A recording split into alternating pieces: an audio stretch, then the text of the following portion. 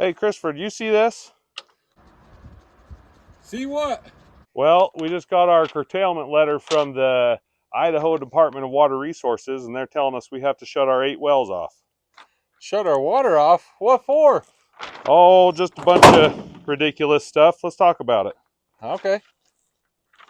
So this is a letter that we just got. We didn't think we were going to be affected by this curtailment because most of our farm ground, all these sprinklers going back over here, most of our farm ground is surface water through canals.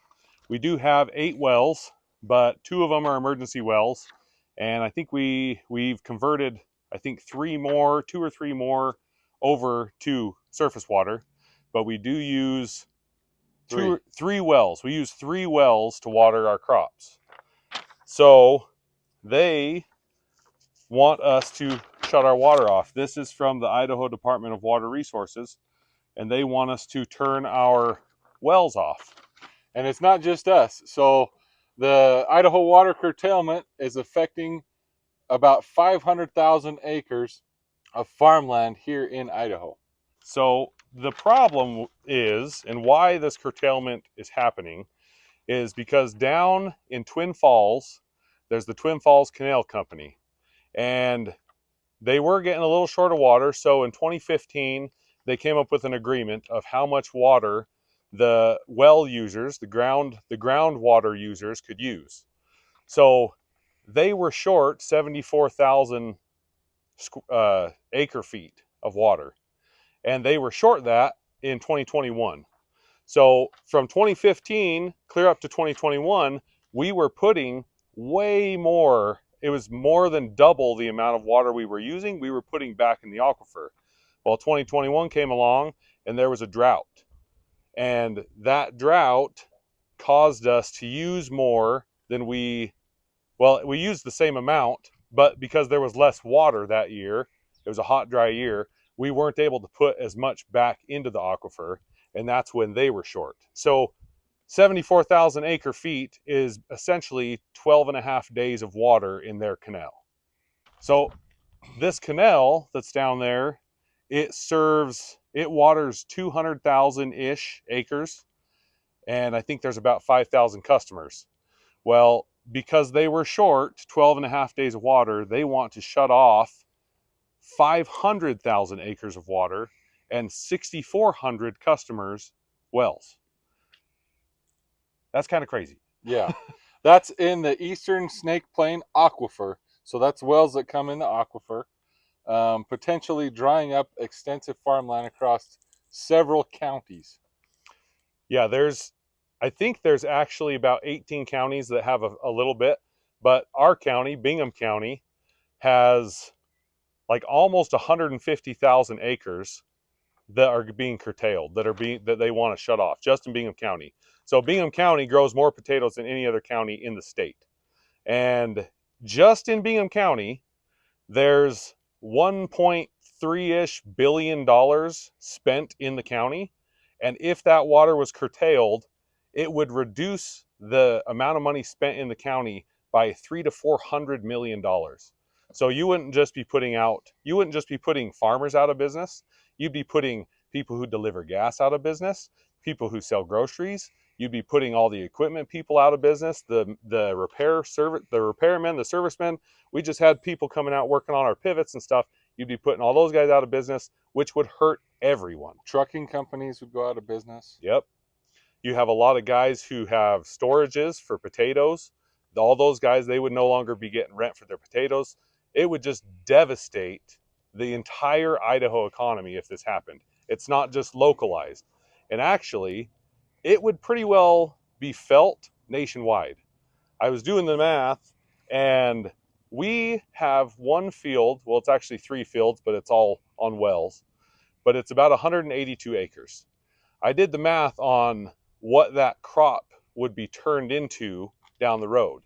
So this year it's in grain. If that grain doesn't get grown and doesn't get produced and sold to the processing plant, that grain in just that 182 acres would produce about 1 million loaves of bread.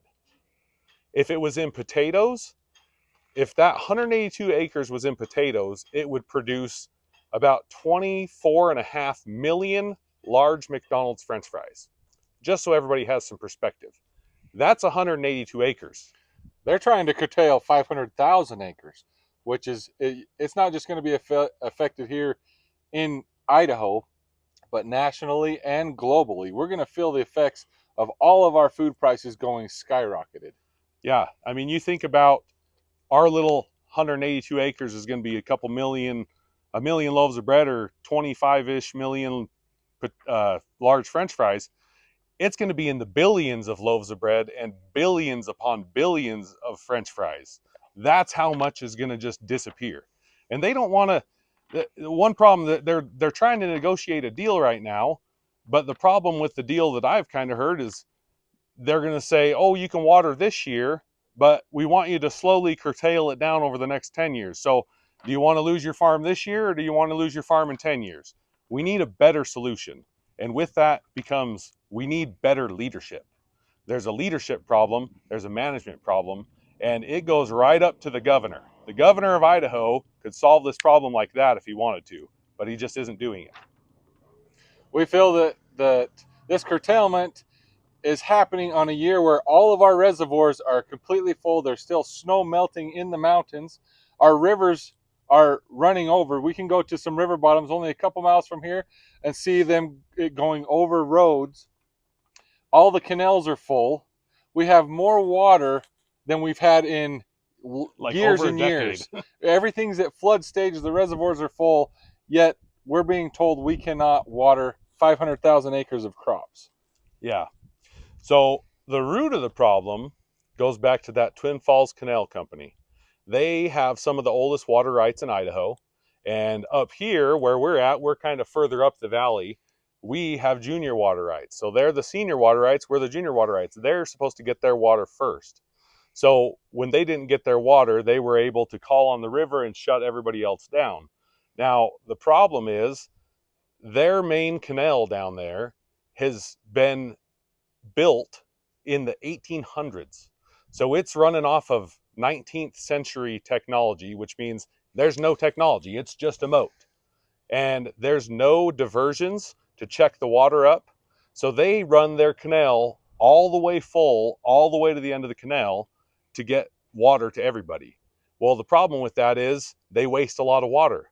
If they were to update it to current technology, they could put in diversions and not have to run their reservoir at full steam so that they could actually use the water more efficiently and not waste as much. And there's a lot of power that the power company, Idaho Power, produces off of that canal. But if they put in these diversions, they could put in spillways or checks that they could still operate their power production in a better way. Yeah. So there is a fine with this thing. If you decide that you're just going to keep watering, they're going to fine you $300 per acre. Well, if you're just growing a crop like hay, it doesn't make $300 an acre. You're just gonna lose money on that. But grain and spuds, it's like, well, we can make more off that than we can, so we're just gonna end up having to pay the fine. But there's already local farmers who've shut their wells off and their fields have already dried up because of this curtailment order, and they're going to be out millions of dollars. They're going to end up declaring bankruptcy. And if the farmers declare bankruptcy, the banks that finance the farmers are going to declare bankruptcy, and then the whole economy is just shot. It's literally going to destroy the Idaho economy. And if you look on the curtailment paper, it's not just farmers; it's commercial businesses. Was it dairies? You're talking about. We have a lot of big commercial businesses that rely on farmers or that have big feedlot operations that they will supply water for the cows. It doesn't affect the cows, but not the water to water the crops that feed the livestock is going to go away. Yeah, and there's a lot of hay fields that are being shut down. So the feed prices for these dairies that are able to stay in business and all these feedlots and stuff that make beef cows and they grow them up, their feed is going to skyrocket. Well, when the feed skyrockets, what do you think happens to the milk prices and the beef prices? They go up too. So nationwide, this will be felt when all of your food prices and all of your prices of everything is going to go up, when we're already in a day when inflation's crazy and the prices of everything have already gone up so much in the last few years that we don't need another price hike. We need better management, better leadership. It's ridiculous that the leadership in this state has let this go this far out of hand. It shouldn't have happened. It almost feels like the leadership in the state is somehow benefiting from curtailing this water. Yeah, I wouldn't be surprised if you followed the money if there was some corruption somewhere. But we've all seen what has happened in Europe when the government tries to regulate the farmers on every little thing possible. Some of the protests and demonstrations that can happen, not just lobbying, but I'm sure every farmer around here would be more than happy to protect his livelihood and his crop. Yeah, I mean, just go watch some videos of what happened in Europe when the farmers decided to protest. I mean, this would make a pretty good roadblock, don't you think?